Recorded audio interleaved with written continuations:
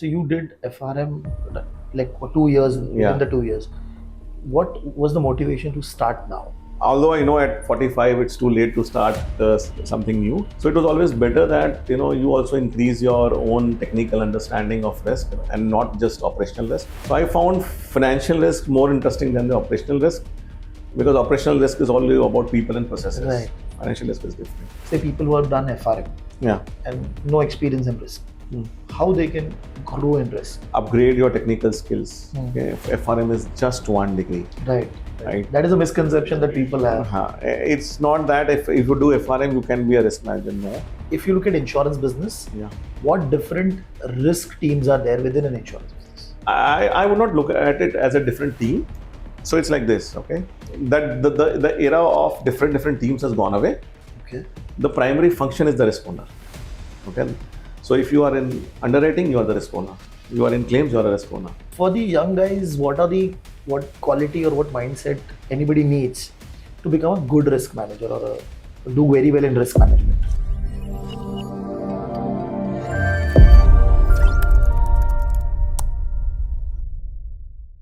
Hello guys, I hope everybody is doing good. Hi, this is Ganesh Naik. I help finance professionals and students to excel in their career and become a better version of themselves. And I also help students who are preparing for competitive exams like CFA, FRM and SCR. And as a part of the journey, I also help students through our podcast. And in one such podcast today, we're going to be talking to Mr. Ketul Patel. He is a risk professional with around more than 20 years of experience. And he's going to be talking about his journey of working in the industry and what is a career that we have in risk management. And this podcast is going to be a mix of Hindi and English. So Ketul sir, सबसे पहले तो thank you very much for taking out time and My talking to pleasure. us. Audience के लिए एक brief कि आपने कैसे start किया अपना करियर और आज आप क्या कर रहे हो? Okay. So I'll start with let's say I am a CA, chartered accountant, cost accountant, and a fellow in insurance. And very recently I uh, passed my FRM exams, thanks to you for guiding in this journey. So post clearing my CA and CWA, which is now cost and management accountant, I worked with AF Ferguson company, which is now Deloitte's. And primarily I had audit experience, statutory audit experience and certifications for manufacturing companies. Then in 2003, I moved to insurance sector, which was opening up. Okay. I think prior to that, there were only 4 insurance companies. And later on, when the sector opened, I thought it's a good opportunity to move into insurance. Okay. And insurance always fascinated me, considering that it is some kind of a risk management plus something which a person looks forward to in case some exigency happens, right? And generally you look at your health insurance or a motor insurance or a house insurance. So I moved to that industry being new, so something new to learn, because doing audits in manufacturing were like getting too monotonous. And then I moved to Delhi. I worked with Bajaj Allianz for almost 15 years. I grew from an assistant manager audit to their head of audit in 3 years. Then I worked along with that, since the company was small and was growing up. Various, I would say, sister functions, right? I used to contribute like compliance, risk management, BCP, then regulatory filings. Okay. And then after 15 years of my journey on this side of the table, asking questions to people, one fine day I shifted to sales. Within Bajaj Allianz, yeah. Okay. And I was their zonal manager for Madhya Pradesh, Chhattisgarh, and Odisha, handling hardcore sales, because it was a job which entailed, I would say it is just like a CEO of a region, right? So all the functions used to report to me. You were the responsible person for handling the top line, bottom line, expenses, everything. Right. So that gave me a different perspective of how insurance company functions at the ground level as well. Right. So I worked with them for almost 1 year, and suddenly then after 1 year, due to some reasons, I said, let's move on. But then I moved into a company called Aegon Life, and I was their head of audit for 2 years. When one fine day, considering my experience in audits, etc., I was offered a role of chief risk officer. Then I worked with them for 9 months, started off my journey as a risk professional, and joined ACO 2 years back. and now I'm handling both risk and of course audits and other functions. Right. So the journey has been quite fulfilling. Different things to do in last 20 years, and even today, I think I'm learning a lot. Right. And every day brings a different perspective because things are changing rapidly. So one connecting point. So you did FRM like for 2 years. Within Yeah. the 2 years, what was the motivation to start now?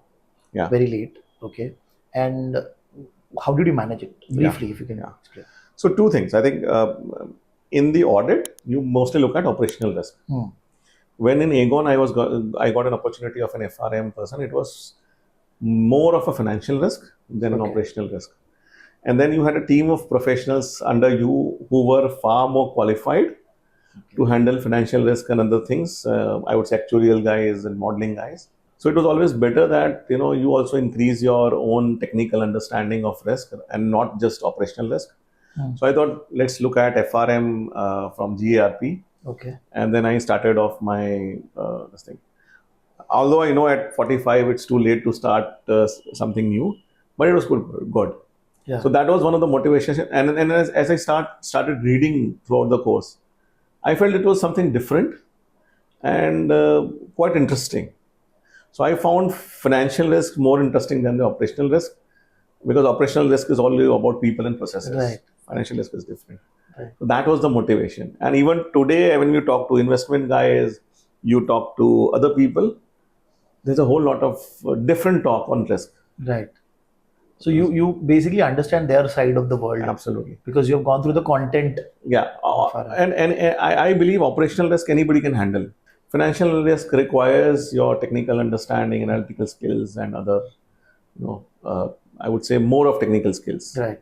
Right. So financial risk is something which I mean, every day you look at financial markets, right? You hear those jargons, words you don't understand, right? So it is always good to learn.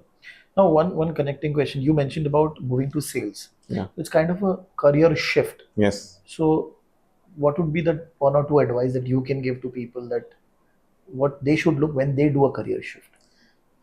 So one thing is never shy away from taking risks, because life is all about taking risks, right?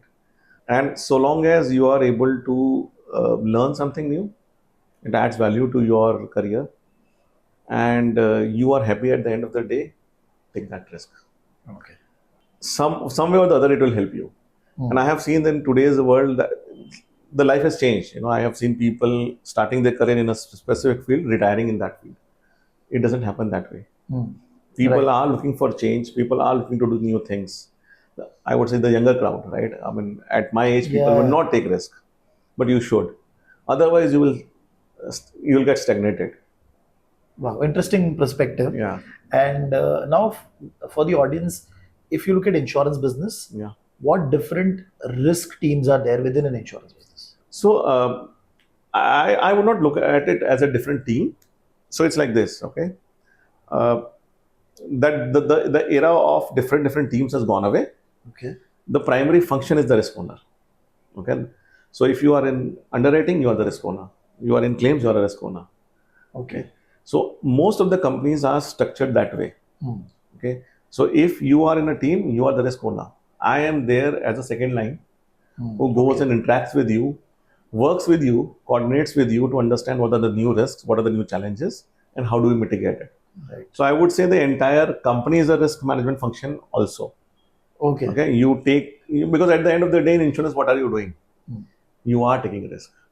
You have taken a risk of somebody else on yourself, albeit in financial terms, right? So if let's say you have a house, I say insure you, I'm promising you to pay something. Right. Transfer of risk is happening. The transfer of risk is happening. So you are one taking a risk from outside, right? And you also have to manage your risk internally to see that tomorrow you are able to keep that promise. Right. So all of them have to work together in that entire value chain and ensure that the company functions in a way that you optimize risk, yet get maximum benefits. Right. So no different teams, all of them working together. Right. For the benefit of the audience, so basically what we are talking about is first line, second line, and third line. Yeah. First line is the business, or basically the operations team or the finance team. They are doing the activity, so they are very close to the process. Absolutely. Second line is the risk team. It's an independent team which basically supports, educate, and all of that. And the third is the audit team. Yes, and that era that risk is only the responsibility of risk management. No, that has gone away. Yeah. Okay. Now it is not a second line function in the sense that it only supervises. They have to cohesively work in a way that people are taking informed decisions. It cannot happen that you have taken the risk and then I have to just come and contain it. Got it. So preventive risk, is much more important than detective and containment. Right. Corrective and detective approach. So, but which different types of risk you look at? So one is operational risk. So, okay. So in an insurance industry, let's start with the insurance industry only. Operational risk is given. Wherever there will be processes and people, there will be operational risk, right? And then there is a financial risk. Okay. You can categorize this financial risk and operational risk into various sub risks also. I pool a money from thousands of people. Right. Then I have claims. At the end of the day, whatever I give, my claim I should be able to meet my claims. The only different thing is that this money comes at different point of time. This money goes at different point of time. If you were to just keep it in a bank, in simple layman terms, it is just idle money. So what you tend to do is you maximize your returns by putting this money in market. Now that is one significant risk you are taking because this money does not belong to you. This money belongs to the people. Right. You are holding it in trust. So you have to, in your financial risk, you have to ensure that you get good returns, yet this money is safe. Now, the regulator plays a very active role in insurance to the extent that they have given the maximum and the minimum limits within which you have to invest your money. Right. So let's say I have to invest X percentage in G6 because it is a robust, or I would say it is a guarantee by the government. So right. There your return would be a bit less. But whatever pie you have to ensure two things. One, return is more, and yet you have money at all points of time. Because we have seen many times, in the last 10, 15 years, the companies are solvent, but they are not liquid, right?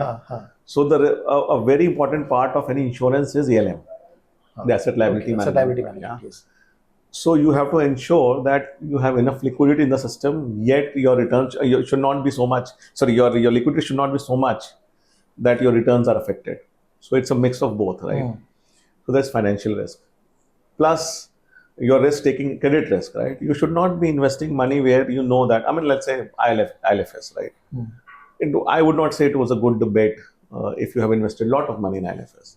So if today I have to invest in corporate bonds or any bonds, we have to do active credit risk assessment of companies. Right.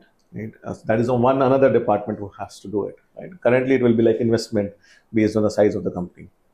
Then, in investment also, if you want to go into derivatives, you have to go into active trading. How do you do that? That is one part of it. Another part is your underwriting or risk, right? So whatever risk we take, do we have enough capital to ensure that if all of the people have claims, will I be able to pay it? Okay. Right. So what I generally do in such cases, I reinsure. Right. When I do reinsurance, then it again involves two things: best rates, best commission. Also, the company whom I'm selective, is it credit worthy? So, because I'm going to get money from the insurance company. So you generally tend to do business with the top guys, the Munich Re's, the GI series of the world. Right. So that that counterparty risk is also very, very important. Yes. Important. Then there is a fraud risk, right?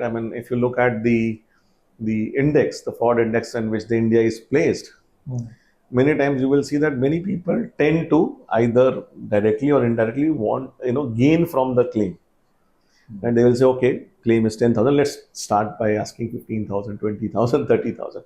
Okay. So there are two types. One is claim itself is not there and they want to claim, or they want to claim more than what is really due. Right. So a fraud risk is very, very important in insurance. Not only at the time of claims, it is also at the time of doing business insurance.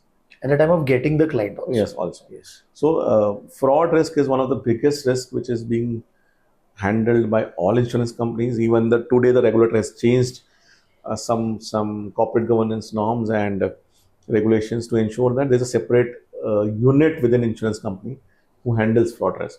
Yes. Yeah, right. So fraud risk is there. Then, just like any other companies, being living in a digital world, and you are handling the, I would say, customer data, and to the extent of PII data, right? So I am handling your health records, I am holding your addresses, I am handling your PAN details and other things. So data privacy and cyber risks are also, I mean, just like any other company, is one of the important thing. Yeah. Then you have people risk.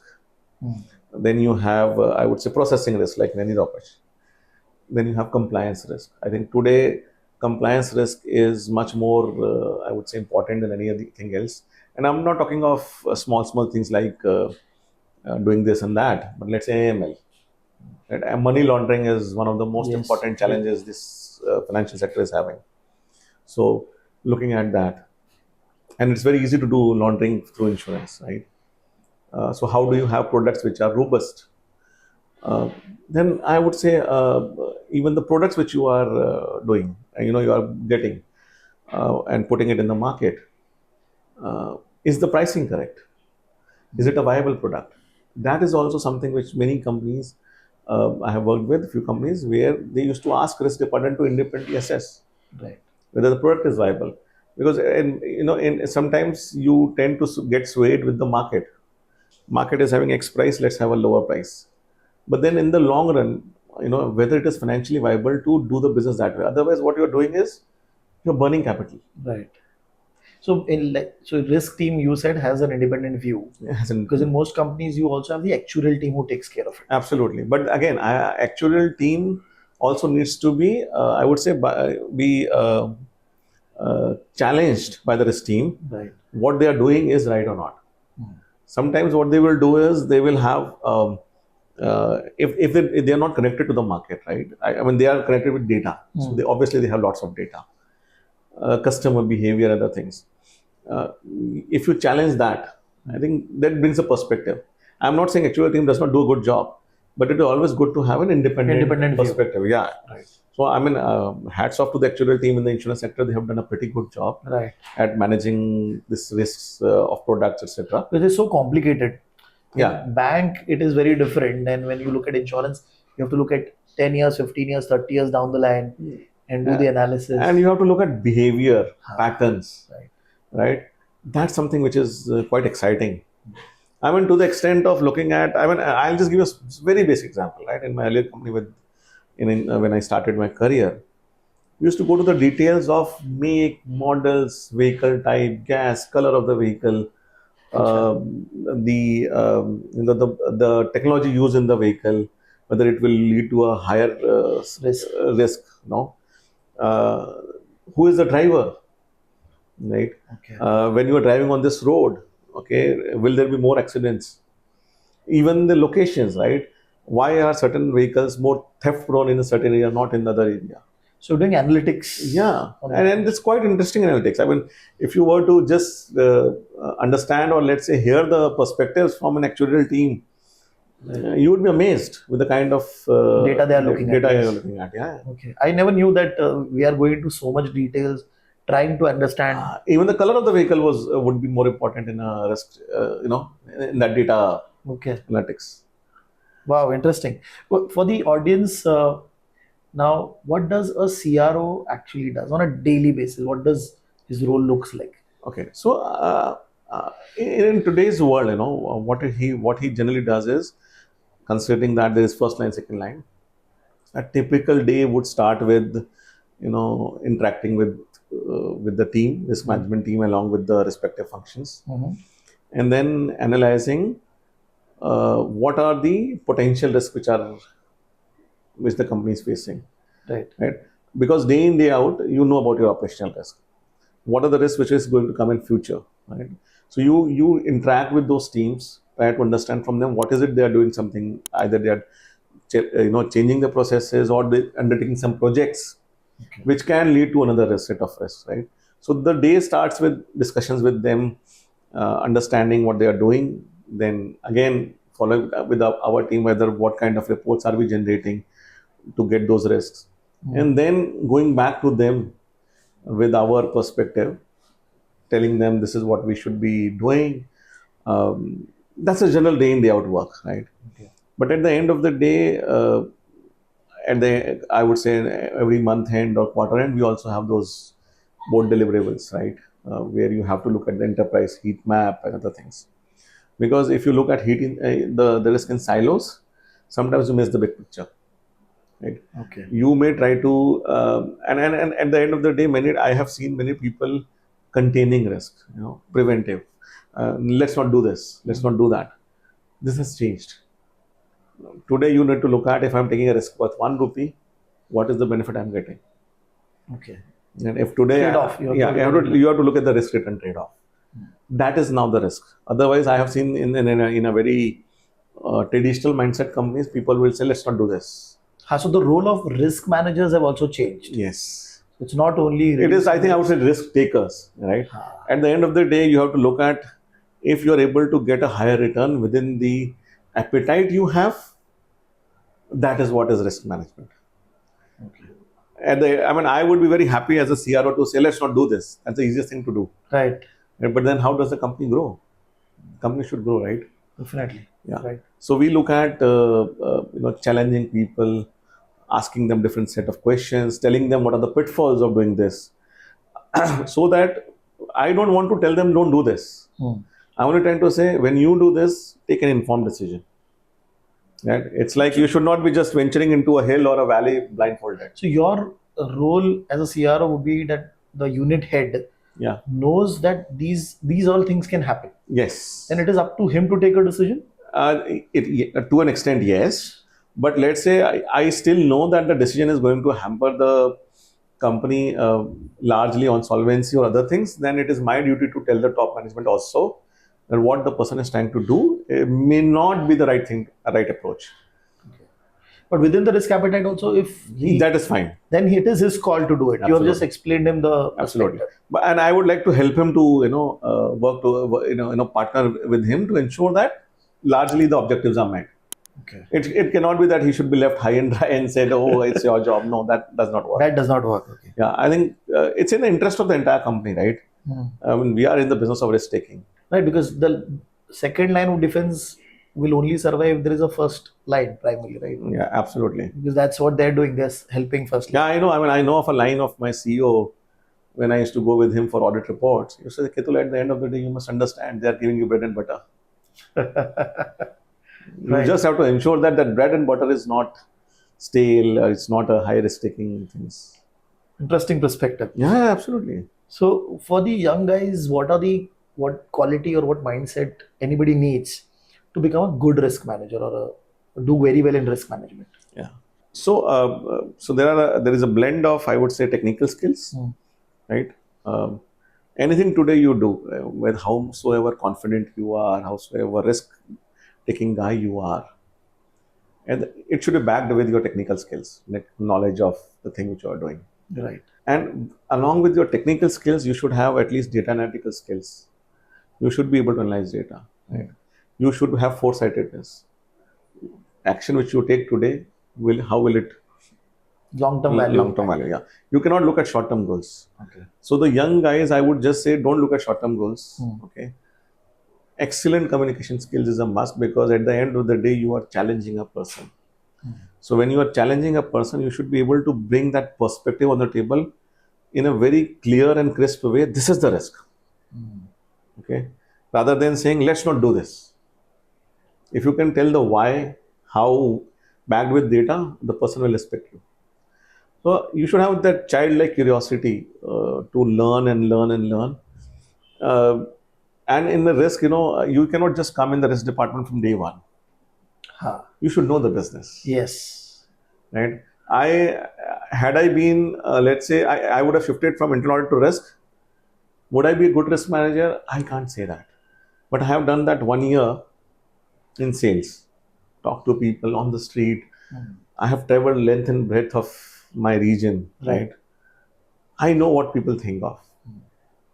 So, risk guys, if you are let's say certified FRM or a guy, you will go only to a certain stage. But if you have to reach to the level of a CRO and a supervisor role, you need to have that business perspective as well. Right. So start slowly. I have one point over here. So I was also working with insurance business, life insurance Yeah. side.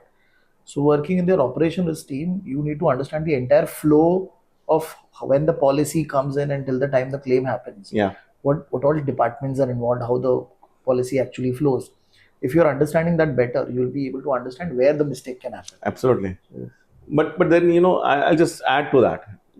There you are only looking at a Internal part of the operationalist. yes, Yeah. yes. Right. Where a person and process can go wrong. Right. In an ERM framework, okay, you are also looking at strategies. What are you doing which will affect you in a long-term perspective? Right. Today you want to launch a product. Will it be successful? Will the customers buy it?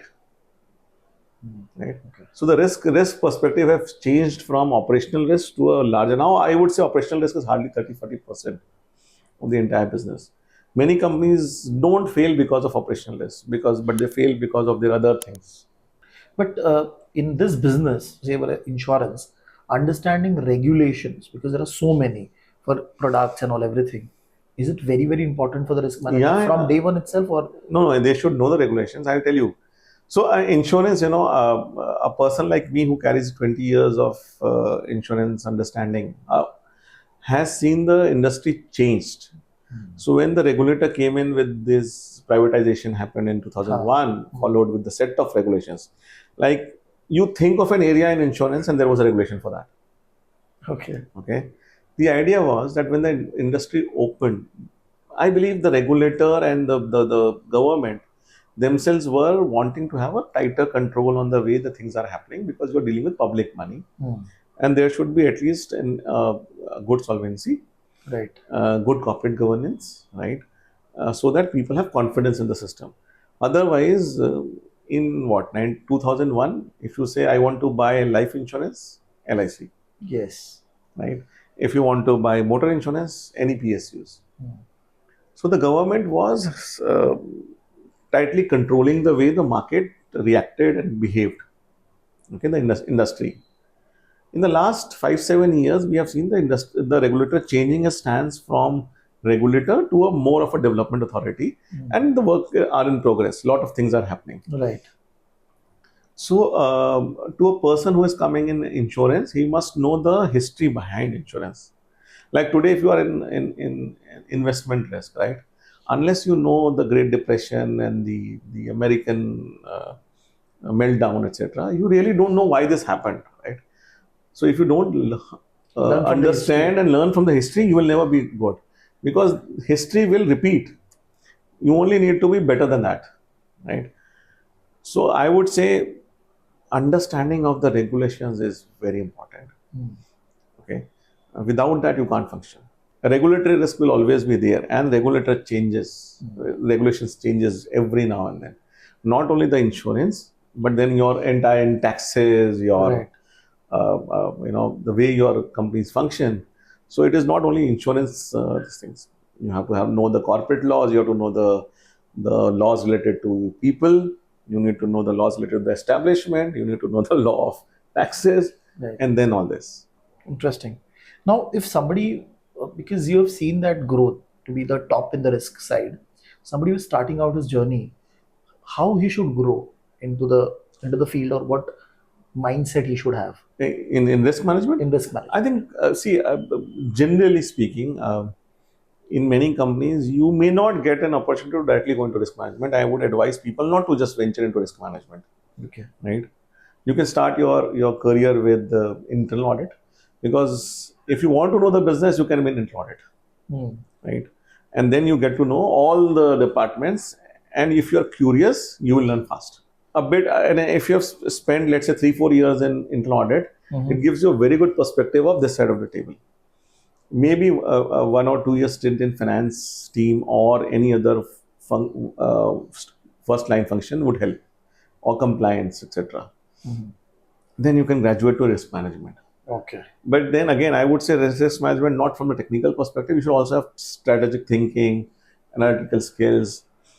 How do I contribute to the company by giving suggestions or advices in a way, the company benefits from it rather than by saying that let's not do this. But that mindset requires uh, solid backing of your experience, technical skills, etc. Right. Because I've seen when a lot of people, young people, obviously, when they start their journey, they're only worried about what they are doing or Yeah. primarily what their team is doing. And they're not thinking how their activity can impact other teams or Yes. other growth of the organization, Yeah. basically. And that is why I'll tell you, I mean, many companies have shifted from KRAs of the respective functions to organizational KRs, right? Hmm.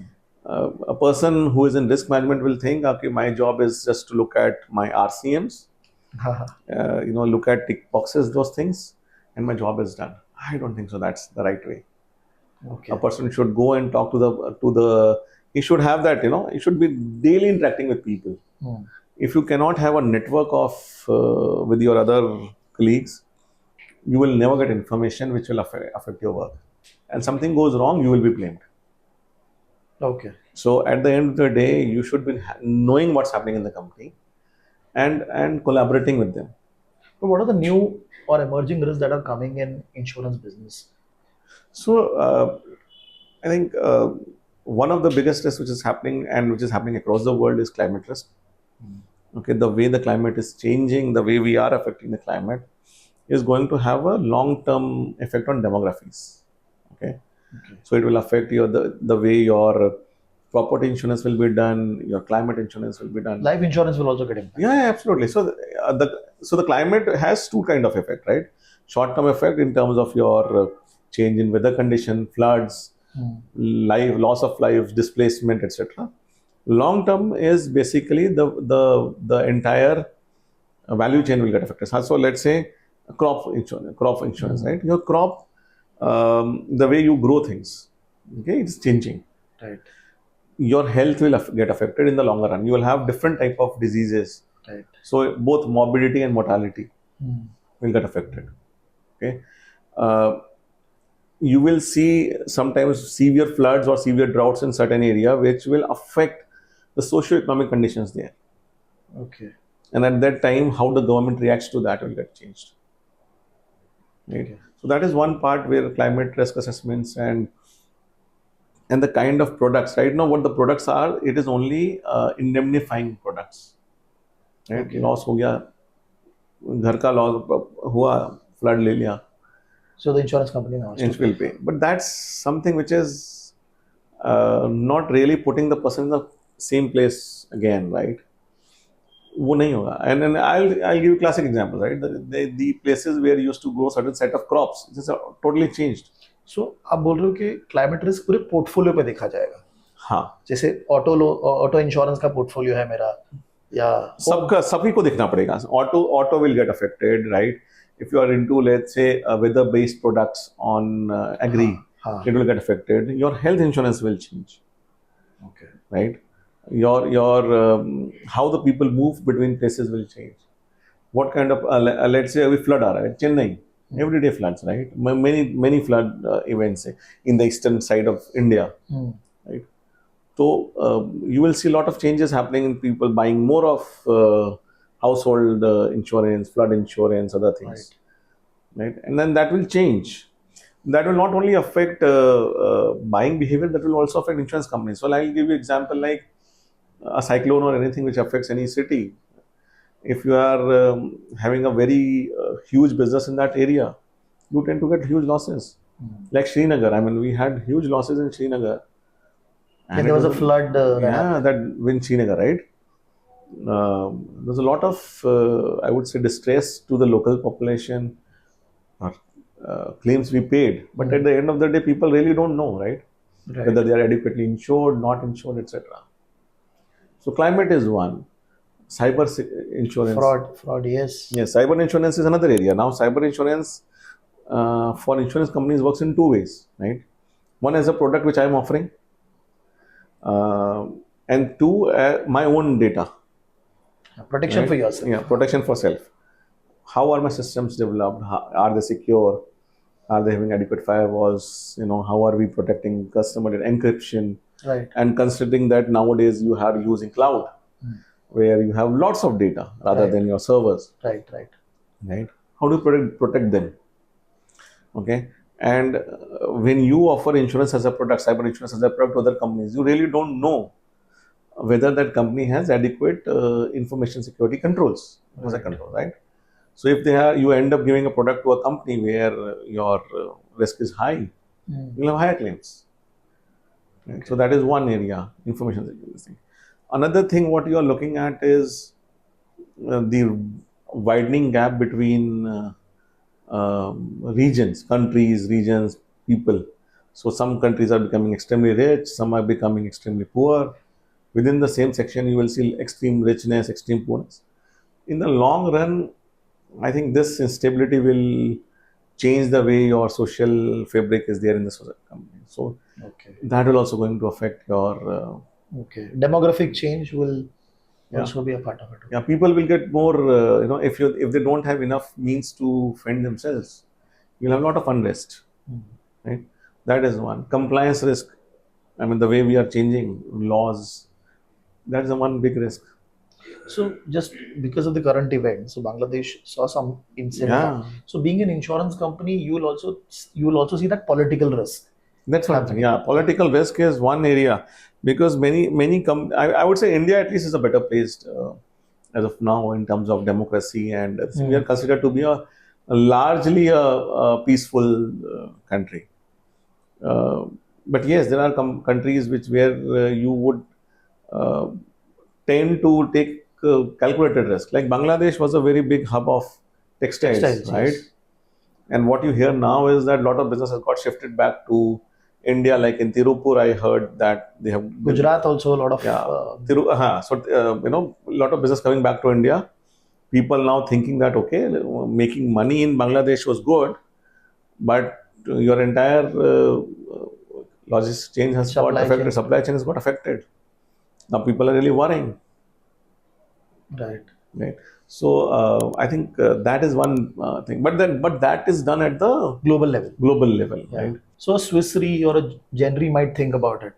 No, I mean, even we would be thinking, let's say if I am looking at a company in India, we would also be looking at from a very large perspective, how much of that is coming from some other, how much of their business or supply value chain. is Yeah. coming. Yeah. Okay. Because you in insurance, it is not just motor and all. There are various products. You think of, is there an insurance product? There is. So let's say business disruption risk due to fire, due to any exigency is also a insurance policy which you can get. Okay. Then you have your DNO policies. You have liability products, right? For lawyers, for doctors, for anyone. Right. Those negligence or this thing. Nobody had thought, weather-based index products would be there. There's weather-based index products also. Right. So the insurance industry is evolving. I would say a lot of new products have come in to cover a lot of different variables. Right. Yet, I mean, it is evolving. Right. And now moving away from the risk side, slightly career. So what is going to be your advice to somebody who's going to be starting out his journey in risk? Say people who have done FRM. Yeah. And no experience in risk. How they can grow in risk? So I would say, let's say if you have done an FRM certification, at least start with first line functions like investments or companies who handle portfolio, equity portfolio or debt portfolio. Start with that. Okay. If you think that the work is challenging to you, continue to build on it. Okay. But if you look at a risk professional at an enterprise risk level, FRM is good because you tend to understand FRM, financial risk, but then move into different departments, like I said earlier also, right? So I would say going into internal audit is one area. Continue to, I would say, upgrade your technical skills. Okay? If FRM is just 1 degree. Right. That is a misconception that people have. It's not that if you do FRM, you can be a risk manager. No. The FRM degree says you are a financial risk manager. If you want to build a career around financial risk in an NBFC or a banking company or investment company, you can. Can you be a CRO? No. Because you don't have the perspective. Yeah. Chief Risk Officer will look at an ERP, Enterprise Risk Management, right? A financial risk guy would be only looking at your financial risk. I have seen many people handling only those investment risk portfolios, Right. but that is only a start. That's not an end in itself. So I did financial risk not because I wanted to build a career, but I want to understand what my people are doing, and can I add value to that. Right. So I would say don't restrict yourself only to FRM. FRM is just one stepping stone. Right. Build yourself, go to other technical skills, maybe a finance degree or an MBA, not in risk management, but other things. Okay, and be open to learn areas. If a company moves you in different first line functions, go there. Sooner or later, with the understanding of the way you do business, the way you contribute to the company, I am pretty much sure that if you have that strategic thinking mindset, you will end up in risk management. Right. Yeah. And this is very important because one of the purpose of doing all of these podcasts is that people, a lot of students primarily, they have a thought process that I'll do this degree and I'll be set for my life. That is one misconception that a lot of have. Second, that they feel that by doing this degree, I'll get X amount of salary and I'll be able to enter into a role. So the expectation is very high. Primarily, that is one. Second, they do not have understanding about different roles which are there in risk. Right. So, like you said, liquidity, credit. Yeah. So they've heard about it, but they don't know what is actually happening. Absolutely. No, I'll tell you. Partly it has to do with this, right? The education system in India has become, I would say, a degree centric, not More theoretical. Yeah. So a person, when he starts off his career, he says, "I'll do this degree, this degree, this degree." If you were to ask a person to articulate what he wants to do in life, he will not be able to say so. Right? Very early in my career, when I said I want to do chartered accountancy, I was pretty clear I will not be an accountant. I will not be an accountant. Right? I will be other than an accountant. So maybe an audit or advisory or risk, etc. Right. That was clear to me. Many people don't have that clarity. Another thing which is happening is today when a person does one certificate, they tend to confuse that higher certificates means higher salary and higher exposure, which is not the case. Right. So if your thinking and strategic mindset is there, I'm pretty sure with a normal CA degree also you can be a risk professional. That's not an issue. But partly people take certifications just to increase their bargaining power. I have done 5 degrees. Doesn't work that way. I think at the end of the day, company and people like us will see what he brings to the table. Right. Those 5 degrees don't make a difference. I can tell you that. If they understand the business or where they are able to contribute to the business. Yeah, it can only open the door, right? Once you have entered into a company, those degrees have absolutely no value. After that, it is you, your work, and the way you contribute to the company. Yes. Just a stepping stone. The way you have MBA also. Yeah. So I'll just give you, I always took an analogy of these derbies, those horse races, right? There's a door, right? Door will open. You have to run. Right. Very good. Very good connecting point. That FRM or any of these certifications will open the door for you. But you have to run. Your performance or your attitude will take you. Absolutely. You have to run that entire circle and be the winner. Very good. So this will be a very good connecting point to the students. And also one advice that you got that helped in your career. So I think I had different mentors at different point of time, right? When I was doing my CA, at that point of time when you are young, what people advise you is have a childlike curiosity, never stop learning, and that is what I carried throughout my entire last 22 years of journey. I did my CA ICW by 24. I had 2 degrees. Then I was like in insurance, and then my team members started saying that, okay, sir, we don't get time to upgrade myself. So I said, okay, let's do this together. Right. That's when I fell in insurance. Right. Learned something more, although being in insurance for 7 years, insurance, right? But then I took the toughest of subjects to understand. Right.